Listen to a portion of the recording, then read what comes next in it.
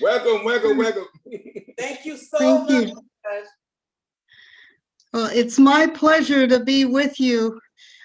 We've been apart for so long. To be able to see everybody is really wonderful. Yes, indeed. I agree.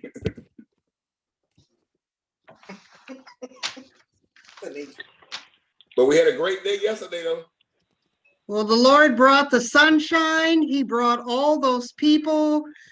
People were just overjoyed that the church was offering the service of the vaccination. They were just overjoyed. We did 182 people. That is so wonderful. Yeah, that's so wonderful. And you know, my form was the one saying, "When will the vaccination be offered at Greater Friendship?" we working on another one right now, so everybody will get their second dose there in a couple of weeks, but the 20th. But we're working on even another. Excellent. Yeah. Excellent.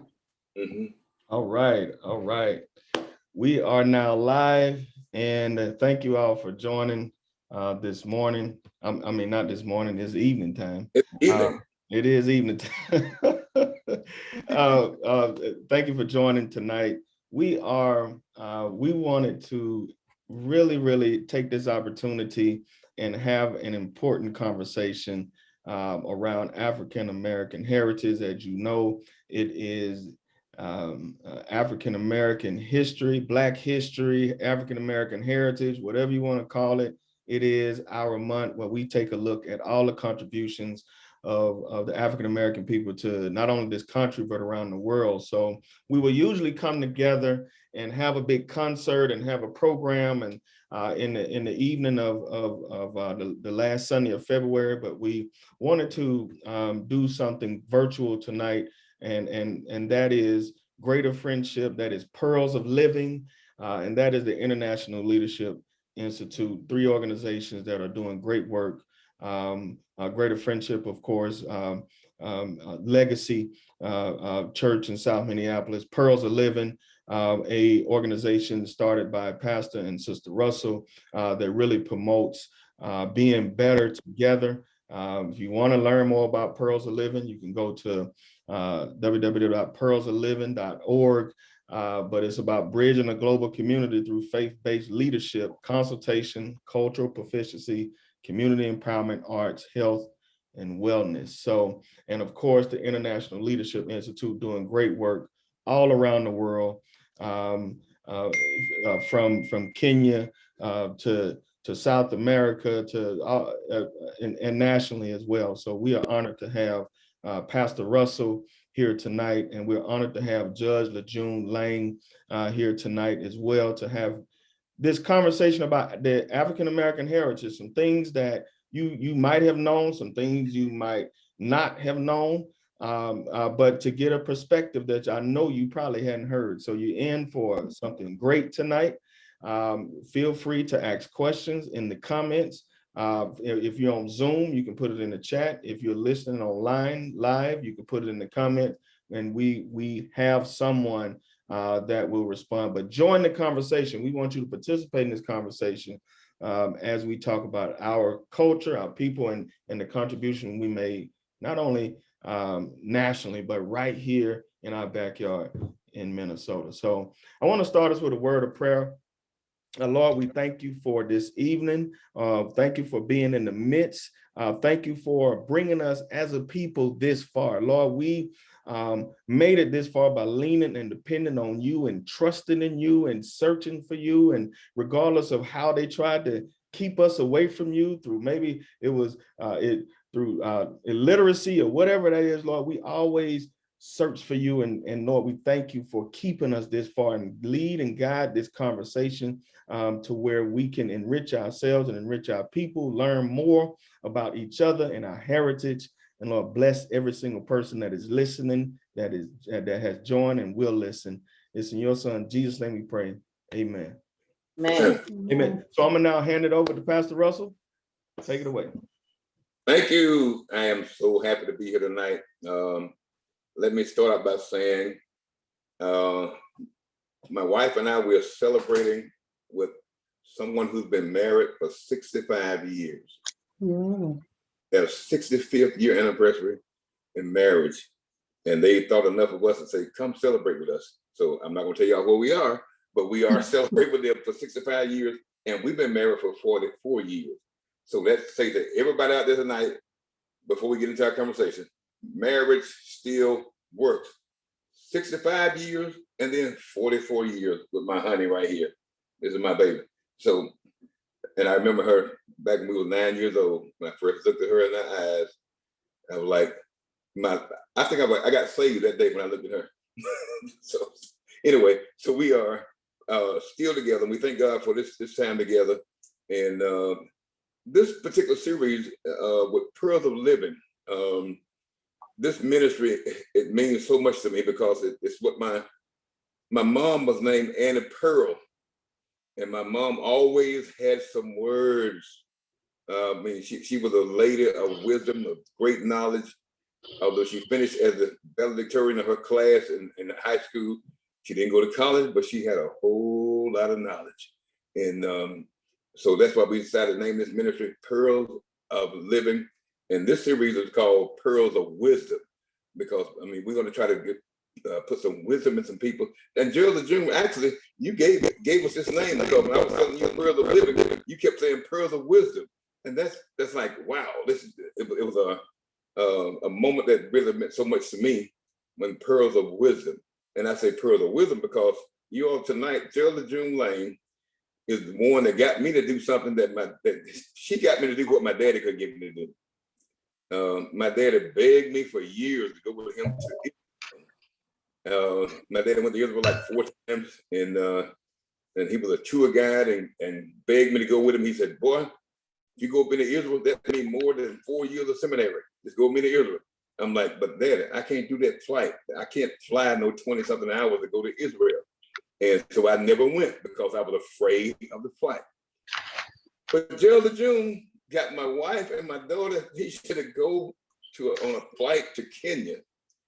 And I didn't go with him that time because I was saying like, I'm not gonna get on that plane alone. But once they went over there and came back, I like, okay, I'm going. So I went to Kenya the next time, and Gerald Lajune asked me to go, and I was so happy to go. And I'm gonna tell you right now, that first trip to Kenya changed my life. It changed my life. And when we landed in Nairobi, I have found my ministry. And then that was, and ever since then, I've been a different person. So Gerald, I want to thank you for that, for encouraging me to go on that first trip to Kenya. And since that time, I'll fly anywhere. I don't care. I'll fly. I'm not afraid no more because I realized all the stuff I was missing because I wouldn't fly. But now tonight I'm saying I will fly anywhere because I know that's where our people are. And that it changed my life. So it's because of that I can say tonight that my life is sure enough different. So this series, what happened was, Judge, when I asked you to speak on the second Sunday, the February the 14th, that was Chavez's birthday. And her anniversary. And your anniversary, And I asked you to speak because I'm doing what we call Black History Month. But you know what I had said to the people? I don't want Black History Month to be just another event, but I want it to be a revolution. So what I asked people to do, I said, don't just look at Black History Month as just another event that we do every year. But I encourage people, I said, listen, read a book, study your history, know your heritage, know what's going on. And since that time, I'm gonna tell you right now, I probably read at least 10 books on Black history. And I won't just take time to go through and share that tonight, but I have learned so much, and the more I learn, the more I want to learn. And then what happened while I was reading all this stuff, you came and judged that sermon, and I'm calling it a sermon. You preached a sermon. You preached a sermon. You preach it, and that was so enlightening. I mean, the points you brought up, and that's what led me to this, wanting to do something like this. I told Chavez, I said, listen, we need to do a class not just a one-time event, but we need to do a class on Black history because there are so many people who don't know about their history. You didn't have no Black history classes in high school. You didn't have it in college. If you didn't go to HBCU, you didn't know nothing about Black history. I mean, for me, all I know, the Black history I know about is what I went through. It's how people downed me and put me down and made me think that I was nothing but just a disease or something, just some nasty person that shouldn't even exist. That's what I knew about Black history. I mean, and then when they taught Mississippi history, I remember when I was in the 7th grade, I mean, all it was is nigga this and nigga that, nigga this, nigga this. That's what it was. It's like we never amounted to nothing. And I felt so bad sitting in those Mississippi history classes. That's all I knew. So, but when I began to read about the accomplishments we made, the things that we've done over the years, then that it enlightened me to want to know more. And then that's when when I was coming up, there was in the 60s, people like Martin Luther King and Jesse Jackson and all those people, they even when we was being put down and called everything, it was those people who said, look, hope. It kept us alive. Look, I don't care what you're going through, you can hope. There is hope. There is freedom. Freedom is on the rise. My daddy kept preaching like, God is for you. God is for you. God is for you. And change is going to come. Sam Cooke sung the song, been a long time coming. Change is going to come. So it gave us some hope. But then, Jesse Jackson come along and said, keep hope alive, keep hope alive, keep hope alive. But something happened over the years. And like hope died. I mean, especially these past few years. And I don't want to call his name, 45, made us think that there is no hope for Black America. And that's why I preached a sermon a few weeks ago. I said, hope again. Barack Obama, President Obama said his campaign was about hope and change. Okay, Jesse Jackson, keep hope alive. Barack Obama said hope and change. But after hope and change, then came hope again. And that's where we are right now. And Judge, you came and you preached a sermon and you brought this fire into my life. And I'm telling you right now, this fire is burning so hot right now. Because when you talked about things in your sermon, you talked about what happened in Duluth. You talked about what happened when they were trying to send us back to Africa. And you talked about what happened in South Carolina, in the township. And I think that's where we want to start tonight, is let you just kind of highlight some of those things. We got some other questions, but I don't want you to feel tired. I want you to just feel free tonight to kind of expound on some of those things. And I hope this is a conversation that we can expand into the days and weeks and months to come, because this is something we need to know. I bet you a lot of people didn't know about that place in South Carolina. A lot of people didn't know about it. They tried to get us to go back to Africa and then they build a little township. People didn't know about that. But people knew about the, but they didn't know how, the significance of the look. So thank you for bringing all that stuff up. And I wanted to do something like this tonight so that people could really have a chance to kind of hone in on some of the things you were talking about. So Judge, thank you. So. Well, thank you all for being here, and thank you, Reverend, for being my pastor, and thank you, First Lady Russell, for being First Lady, because it's God that drives everything. And when you have a calling, you need pastoral guidance, you need support, you need people who are interested in what you're doing and will take a leap of faith. And Reverend, your testimony just reminded me of what the Bible said about you shall go on eagle's wings. So the Lord lifted you up in a jet and took you home to the homeland on eagle's wings. So it is just amazing that what God says will spring right off the page and happen. And one of the things I wanted to comment on was the terrible time you had in Mississippi with the schools. And remember, just a decade before you were in school, Fannie Lou Hamer and the team was tearing it up. They were toe to toe with Lyndon Johnson, Hubert Humphrey, Walter Mondale, the Democratic Party. And they swore they'd never let a black woman catch him by the toe again. So they were down there hammering you guys, trying to keep somebody else from being profound and catching the world like Fannie Lou Hamer and the team did. And so it, you know, they get that message, don't let this happen again. Try to get that negative message, but God has a way of bringing people up when and where he wants them to be. And Mississippi has continuously brought up profound Black leadership and messages to our country.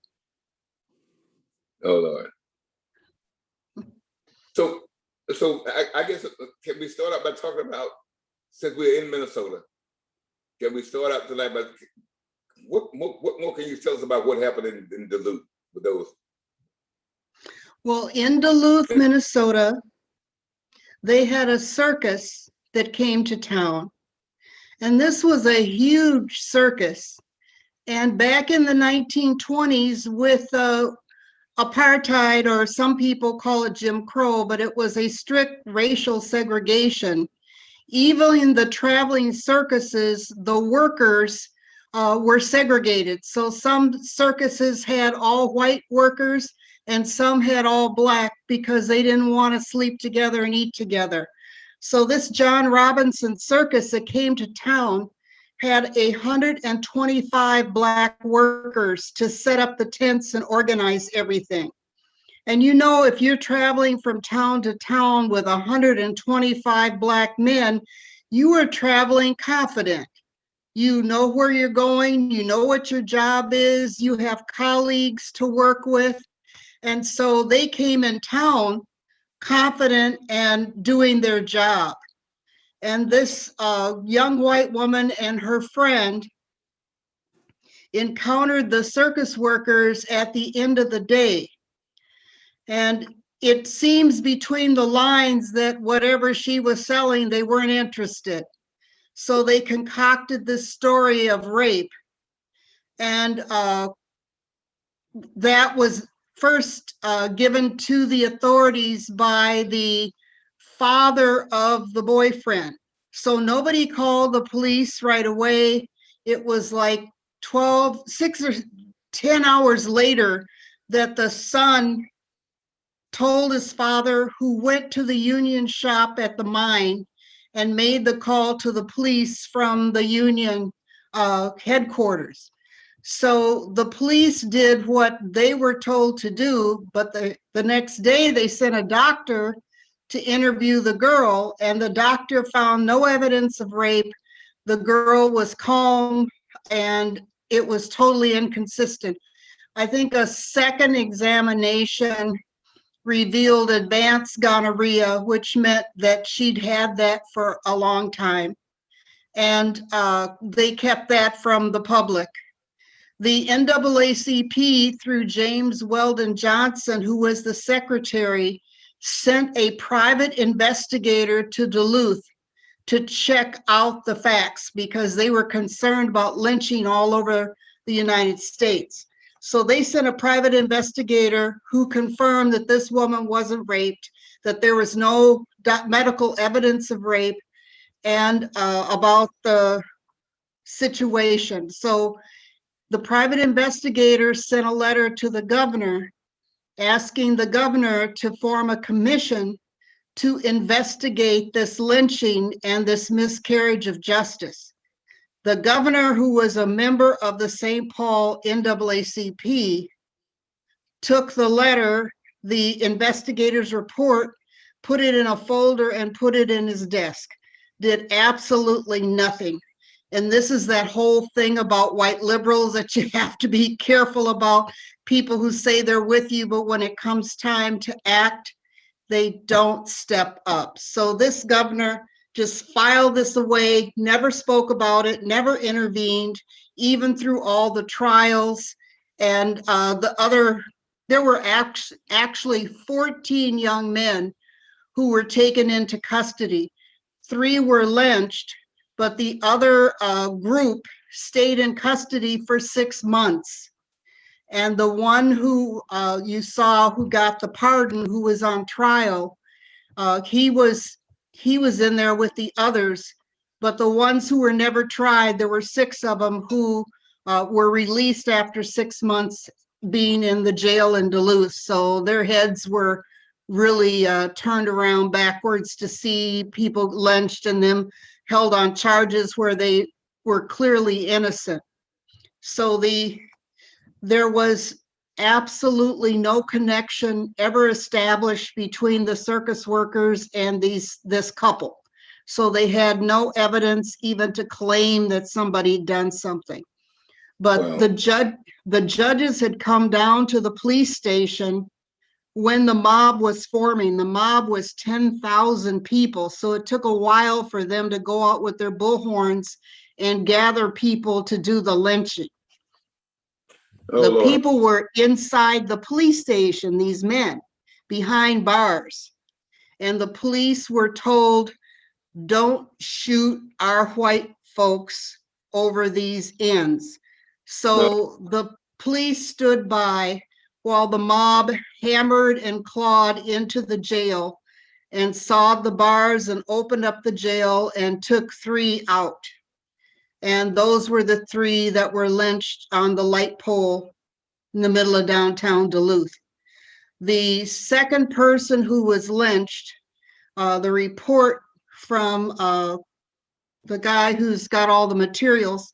This is another thing. Our history is in the apothecary jar owned by white people. So this guy, his father was mayor of Duluth, and he's copyrighted almost all the information about the Duluth lynching, so that these records are literally owned by him. So he told the story of how the second guy who was lynched, when they pulled him up, he made the sign of the cross with his arms, yielding himself to God as his final act. There were two pastors in that mob of 10,000 who did stand up, 2 white pastors begging the people not to do it, but they were overwhelmed by the mob. And there was one person, I think they were convicted of riotous behavior, but no one was convicted, no white people were convicted of the murders of these innocent men. The morticians were so ashamed of what happened because they brought photographers in and took pictures like these were dead deer on the street. So they have postcards that they sent around of these lynched men to their friends. And so the morticians were so dismayed at what happened that they took the bodies and buried them in an unmarked grave in a white cemetery.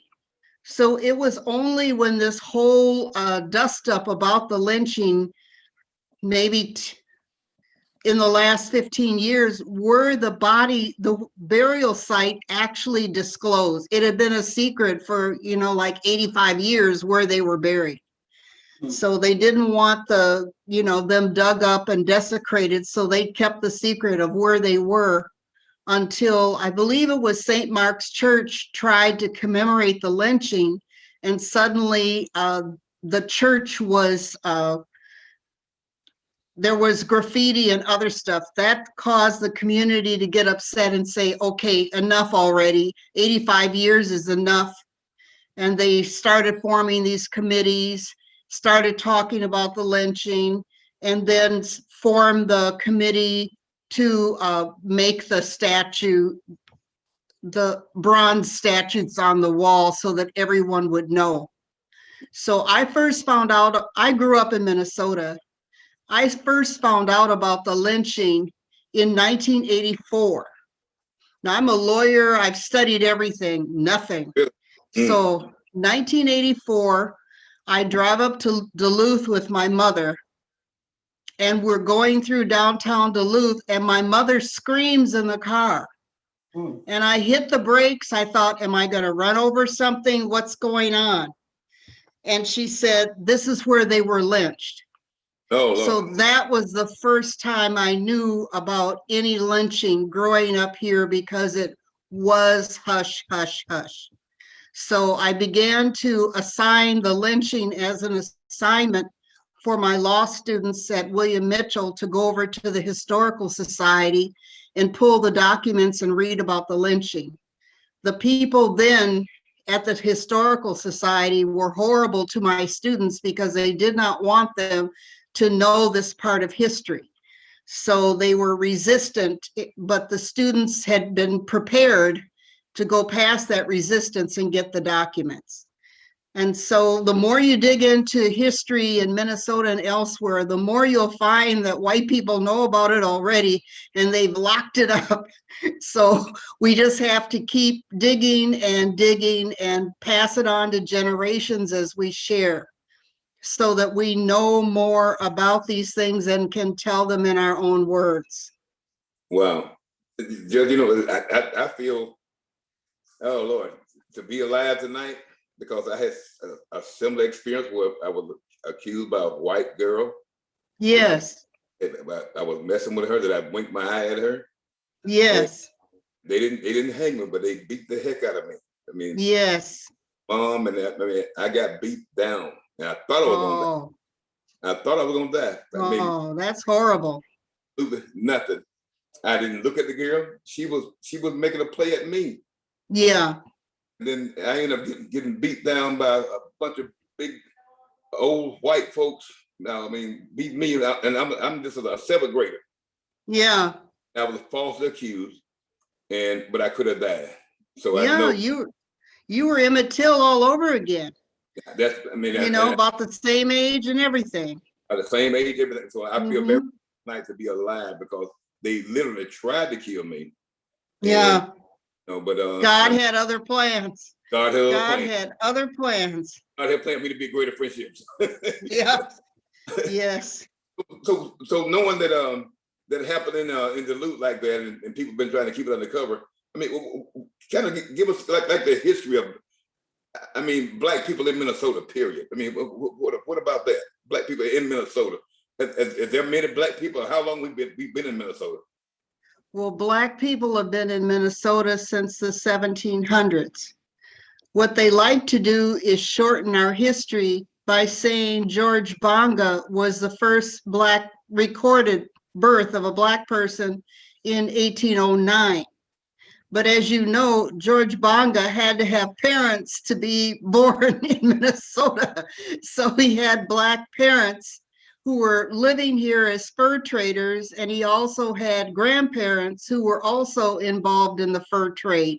So there was a multi-generation of Bongas who had come from Canada and had started working for the American Fur Trading Company as what they call voyageurs, navigating the rivers and bringing the furs back and forth, and either going back up to Canada to sell the furs or coming down the river to the Mississippi to St. Paul to sell, be in the fur trade. So I think every time they show people portaging and carrying furs, they never show us, but there were quite a few Black people, and it's, further research is required, but I think when the French were in Canada, they brought Blacks from Haiti to help with the fur trade. And so George Bonga has a longer history than what is shared widely, but he was born in 1809, but his parents lived here before that, and his grandparents did too, and they were of African descent. Wow. So I mean, that is outstanding. But so after that Duluth experience, you talked about the NAACP was born in Duluth. I mean, so we share that about in Minnesota, the NAACP in Minnesota. Well, the NAACP in Minnesota was, I think, started closer to 1911 when the national NAACP started, because you had Frederick McGee, who was a Black attorney in St. Paul, who was part of the Niagara Project to help form the NAACP. And he also had the big American Negro Congress in St. Paul before that. I don't have the date of when that Congress was held, but it was a national Congress and had Booker T. Washington and Du Bois and all these people come to Minnesota to talk about social action plan for African Americans. But I think that was shortly after 1911. So there was active NAACP in St. Paul and Minneapolis. But the Duluth chapter didn't get started till after the lynching because people were afraid of offending white people by starting an NAACP. So they saw why people wanted it after the lynching happened. And I believe by 1921, they were fully operational in Duluth. But we joined, as a state, we joined the NAACP early, and we were one of those places of interest that Du Bois and Booker T. Washington came to. Just when you said talk about the lynching and know what we're about to face in a few days, the George Floyd trial is going to start. Can you kind of talk about maybe that lynching compared to the lynching of George Floyd? Can we call that a modern day lynching? Yes, I think the thing that's important to understand is that the defense of Chauvin is paid for by the Minnesota Peace Officers Association. So this 10,000 member law enforcement organization is paying the legal fees of the attorneys to defend Chauvin. So the lawyers are representing all 10,000 peace officers in the state. So that's why you can see all this drama that the lawyers are throwing out and the attacks on Keith Ellison, because they are representing their client.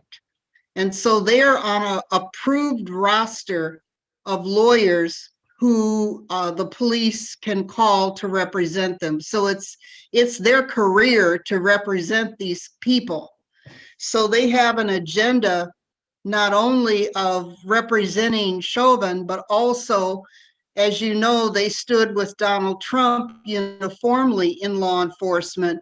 So they're hoping in the political arena, they can reverse some of the gains and move with the next election to get their law and order people back in power.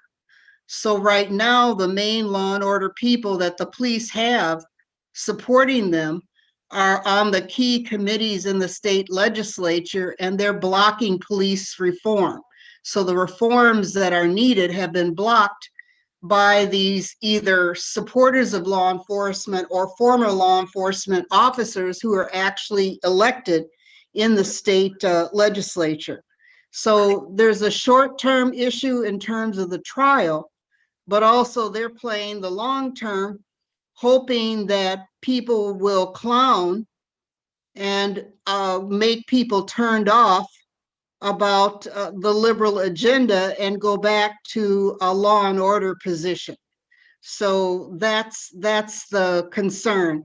It's kind of like the Chicago 7, where things got so out of control in the streets that the people turned their back on the Democrats and let the Republicans get back in office. So there's the short-term trial, but also the long-term, because we have, I think the city council and the mayor have like 3 big elections because of redistricting.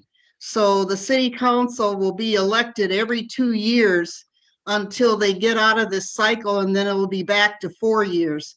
So there's a lot at stake, a lot of moving parts, and the police are playing the long shot, and they've been able to make gains when it's a 2-year election and not tied to the presidential or tied to other things. So people have to watch all the moving parts. They have to also support the families that are being called as witnesses and support the people who are being called to jury duty to make sure that people are being assisted. That's a long time to be away from work. So it's going to weed a lot of people out who may not be able to live on a stipend from jury duty to do this. So they're going to be eliminated. So they're counting on a lot of confusion, a lot of long-term activities. And then the only ones keeping the jury safe are the sheriff's deputies, which are part of that same law enforcement arm as the police. So there's a lot of moving parts. There's a lot of space for clergy to support families, witnesses, sane dialogue, so that we're not just caught with people who just want to, they're under so much pressure, they want to have their heads explode because they're so angry with injustice. So there's got to be a strategy. And back in the day, Martin Luther King, the other leaders, they had think tanks. So when something like this happened, they sat down in their think tank and they said, okay, this is how it's going to go. If you're going to be on the street, you're going to be prepared. You're going to go through our course so that you know how to respond, so that you're not assaulting people, so that you're staying on message. So whether you're sitting at a lunch counter or marching, you had to go through training. And the people who were speaking, they were screened so that their stability, the family balance, the safety of the family was all taken into consideration. So people just weren't out there. And this is the kind of organizing that allows the long-term steady message that is needed. And that was one thing the pastors did under Martin Luther King, was organize the youth, organize the civic leaders, so that everybody knew what the message was and they stayed on message. Wow. Thanks so much. Now listen, I want to tell everybody that you can, if you got a question, you can put it in the chat and we'll reach out to you as much as we possibly can. But we're not going to have enough time. I know that, but we only had an hour here tonight. But what I want to do right now is give Tanisha a chance to put some questions that we know had already been asked, Judge. And okay. I can tell you that there's going to be a follow-up from this because I didn't even get through half of the things I want to talk to you about. But okay. Tanisha to ask some of those questions that we know people was wondering about. So, Tanisha, if you would come on and reach out to Judge. Yes. I have a couple of questions here that were come up with prior to our time together this evening. And for anybody who is interested, I have been typing up the answers to some of these remarks that the judge has already commented on, and also posted some links for additional learnings if you're interested in reading up more on your own time about some of Minnesota's dirty secret up in Duluth. I did post some links to the Historical Society there for your leisurely reading. But on to another question, while we are kind of in this realm of talking about this law and in Minnesota here, one of the questions, we know today more than ever that representation matters. That people of color don't often see those that look like them in a positive light.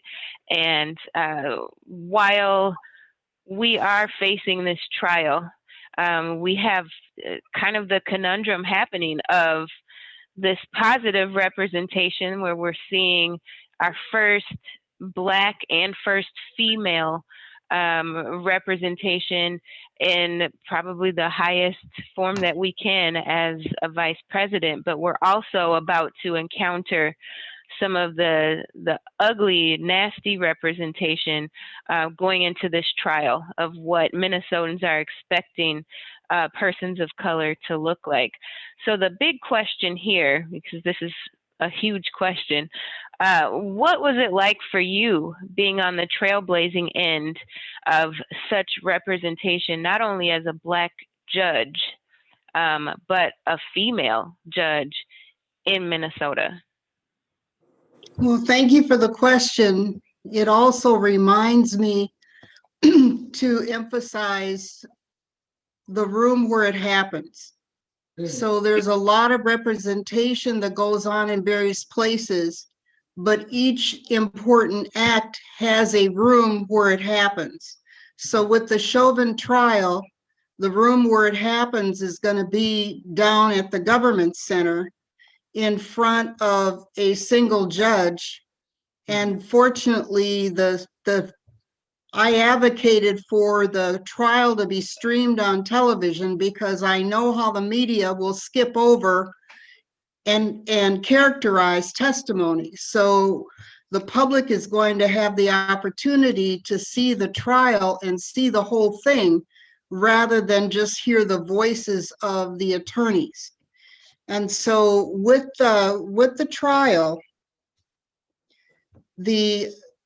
at the end, the judge is going to say, decide the case on the evidence, and what the attorneys say is not evidence. So the attorneys know that, but the public doesn't know. So the attorneys are saying a lot. And by being a judge in Minnesota and being the second African-American judge, I got to see inside the room where it happens how these attorneys operate. And I was fortunate that I had an outstanding African-American woman come 2 years ahead of me as the first Black woman judge.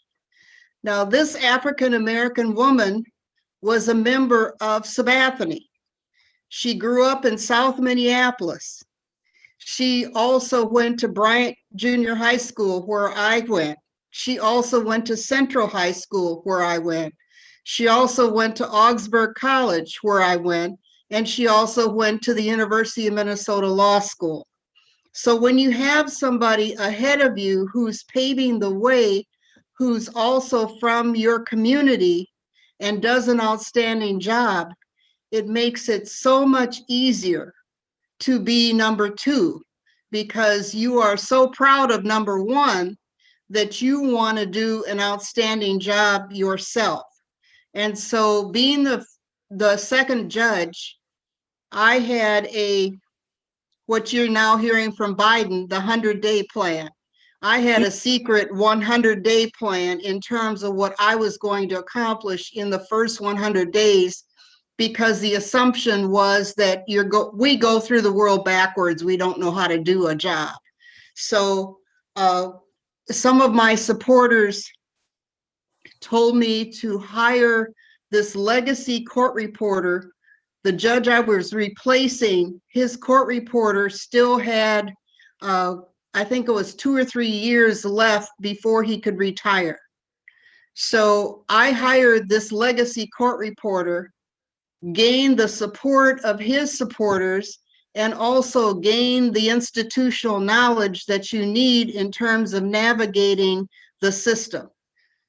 Then once I did that, I was able to start hiring African-American court reporters, African-American law clerks, being an employer for 21 years, giving people jobs.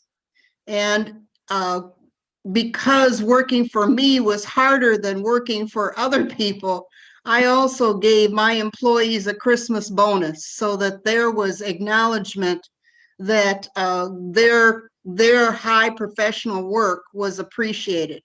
And so we also helped those clerks to go on to good jobs in the legal field. So it's about not just hiring people and throwing them away. You have to hire people, appreciate them, and help them navigate to the next level. So that was the opportunity to show people from the inside and train more and more people who could understand the beast from the inside and then go out and be lawyers. So my law clerks are like college deans, they're judges, they're all successful, and the same with the court reporters, they all had good careers. So you have to leave the world a better place than you found it.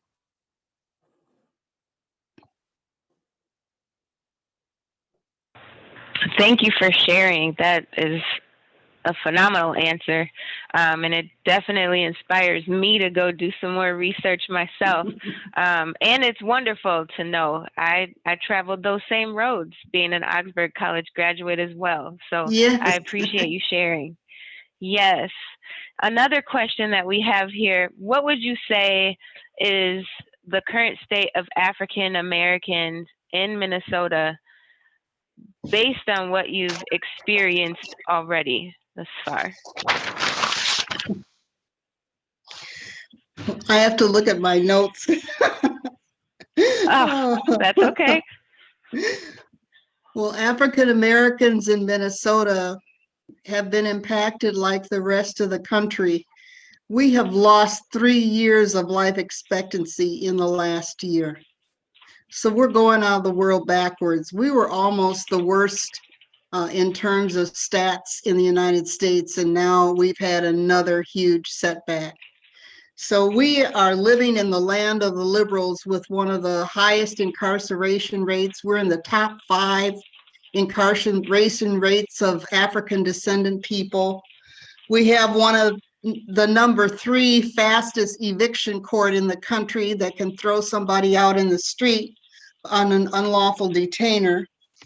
And now to get assistance with rent or to fight an unlawful detainer, you have to have access to the internet, access to attorneys, and the right bandwidth to make an appearance when those evictions start.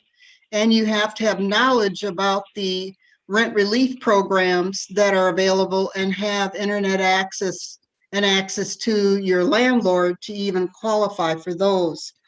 So we also have the lowest housing rate almost in the whole country in terms of home ownership.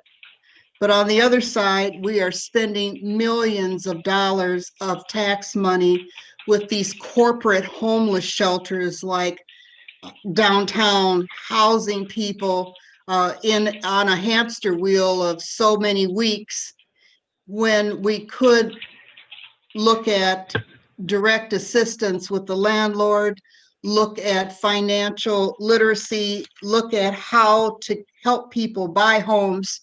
And if you own your own home and you have a relative that's in a financial bind, you can let them move in. But if you're in public housing and you have a relative that's in a financial bind, then it's up to the rules whether or not, and they may only be able to come for a week or something. So we're in a position where we can't help our own and we can't pass wealth on.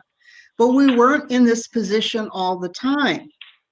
Reverend asked, how did we get into Minnesota? And one way that we came into Minnesota was through being slaves at Fort Snelling. I think there's at least 45 slaves that have been documented that have worked at Fort Snelling. And we also came after Lincoln signed the Emancipation Proclamation by barge. A huge number, I think close to 200 African descendant people came by barge to St. Paul. They split off into Minneapolis and St. Paul. They founded Pilgrim Baptist Church and never missed a beat in terms of buying houses, establishing businesses, building churches.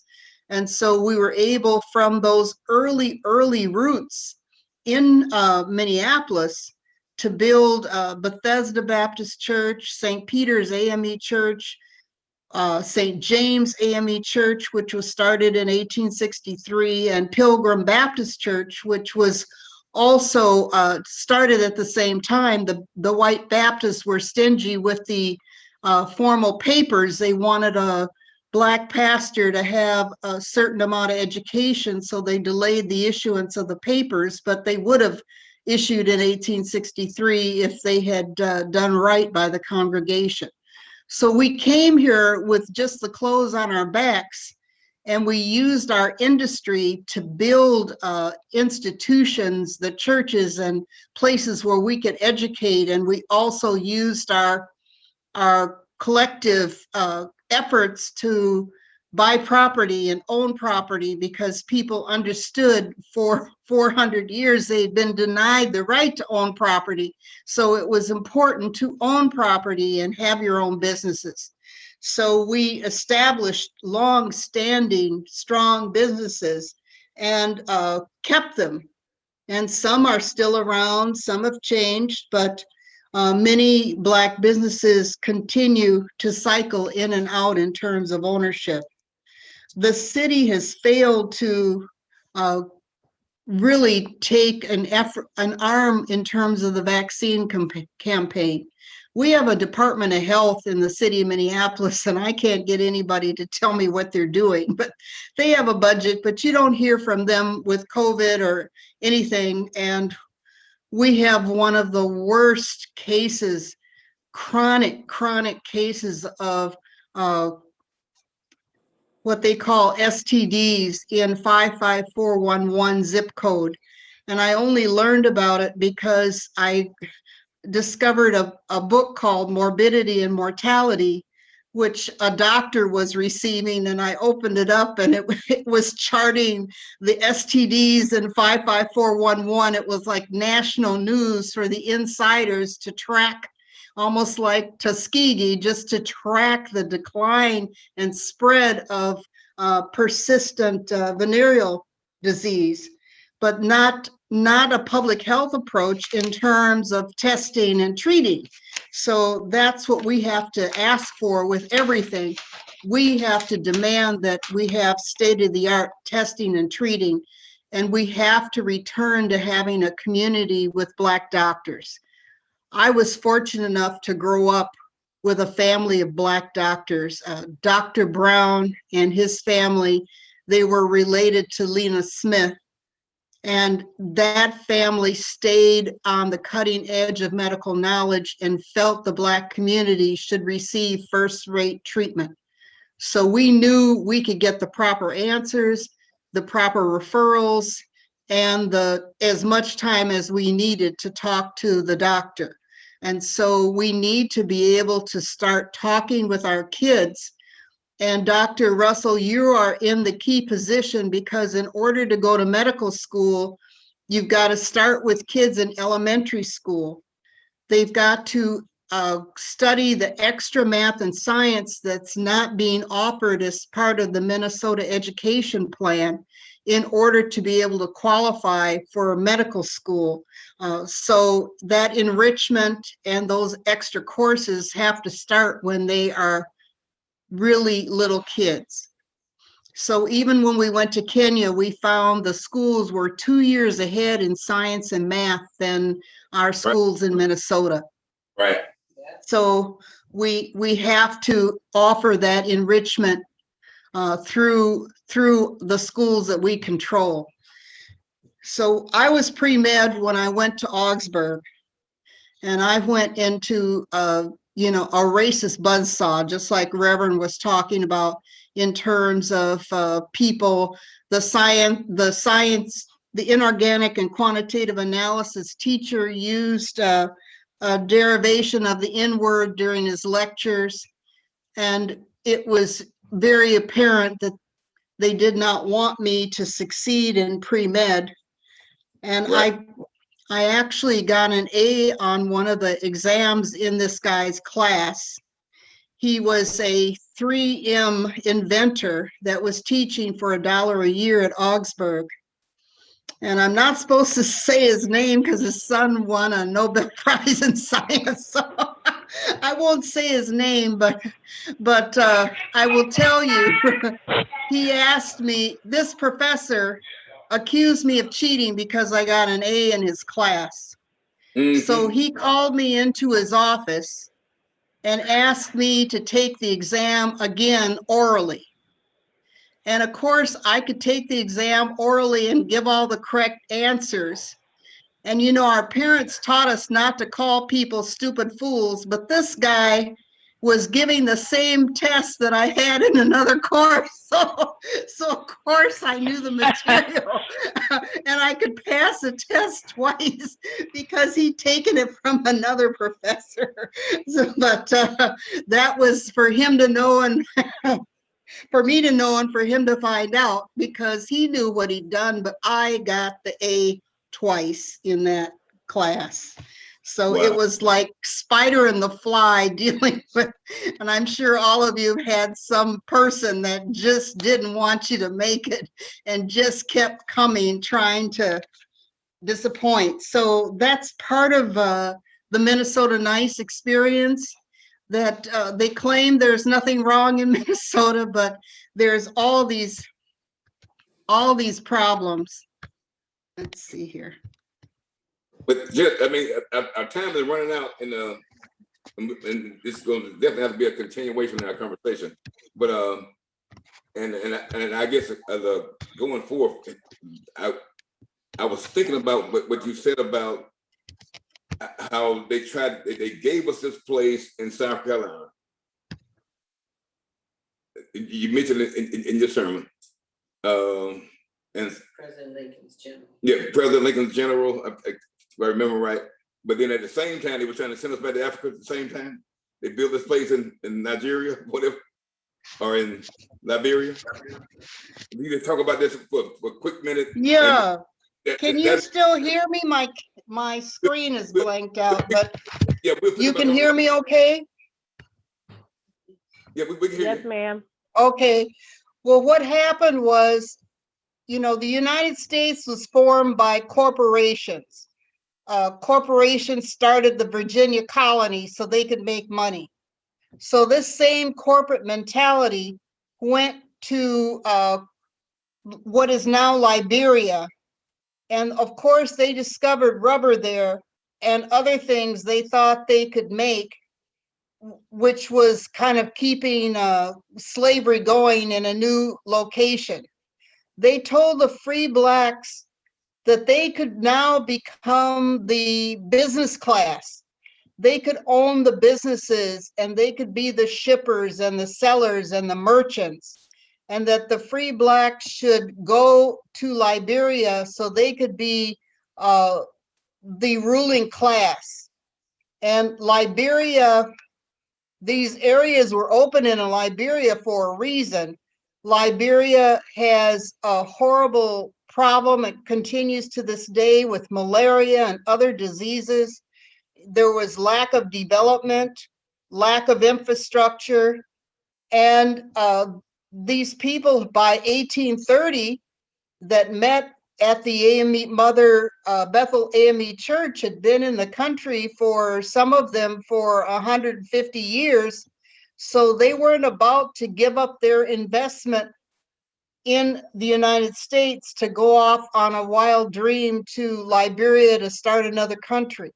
However, there were some people they were able to, who were free blacks, they were able to gaslight and cause them to go to Liberia. They were free Africans. They gave up what became the opportunity for citizenship in 1865 to go over to Africa with this promise that they would be the ruling class. So the current Liberians that we have in this country, most of them are descendant from the free Africans who went over to settle Liberia and to create this free class of people. But they didn't prosper, and that's why they came back to the United States.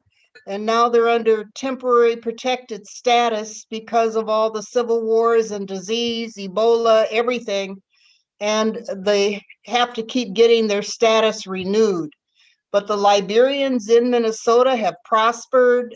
They're running for public office. They have legal representation, diplomatic representation. They have allies.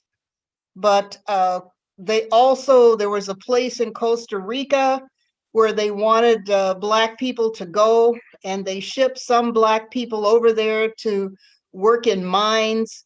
and the people died. So Abraham Lincoln was trying to look at these ways to exclude Blacks from the American dream by them leaving the country. But the Black men stood up and spoke on behalf of the people, saying, no, we won't go. Well, you know what, Judge? I think that's a good point, a good place to end, and we're going to pick it up right there. Hello, Pastor. Can I tag on to that quickly? Huh? Okay, we're going. Yes, Judge Lajune, everything you said is absolutely right. The descendants from the hometown my mom grew up in, Blackwell, Arkansas, and Happy Bend, they actually kept it a secret and paid their way to Liberia. And just as you said, they found that the soil was so hard to till, crops were impossible to grow, and they actually paid their way back to Arkansas, even though they knew they had to deal with the racism. They knew that at least that there was fertile soil where they could at least feed themselves and farm the land. So absolutely, that's part of our history, and it's found right there in Blackwell and Arkansas and Happy Bend, Arkansas. Thank you. Yeah, So, thank you for that. Yeah, so here's where we are. Black History Month, although it's February 28th, tomorrow, March 1st, it does not end. We're going to continue this conversation because it's so important. As I said from the very beginning, it's time for a revolution. In order for that revolution to happen, we got to know our history. We got to know where we come from, where we come through. I mean, just like even the stories that I'm telling, people need to know what we come through and being where we are right now. Yes. It didn't happen. Listen, and if we're not careful, we can really be in trouble. Repeat what is some of the things that happened in the past, and because, but especially with that insurrection at the Capitol. So that's why I think this conversation is necessary. So I'm going to say to all of my Facebook followers, my Zoom followers, whoever you are, we're going to continue this conversation with Judge Lajune Lange, historian par excellence. So, Shabir, do you have anything else for us this time? But we'll pick this up. I won't say when, but just watch your email and listen for the next session. All right. Thank you so much, Pastor Russell. Thank you so much, Judge Lajune. Thank you so much, Tanisha, and everybody for joining tonight for this very important conversation.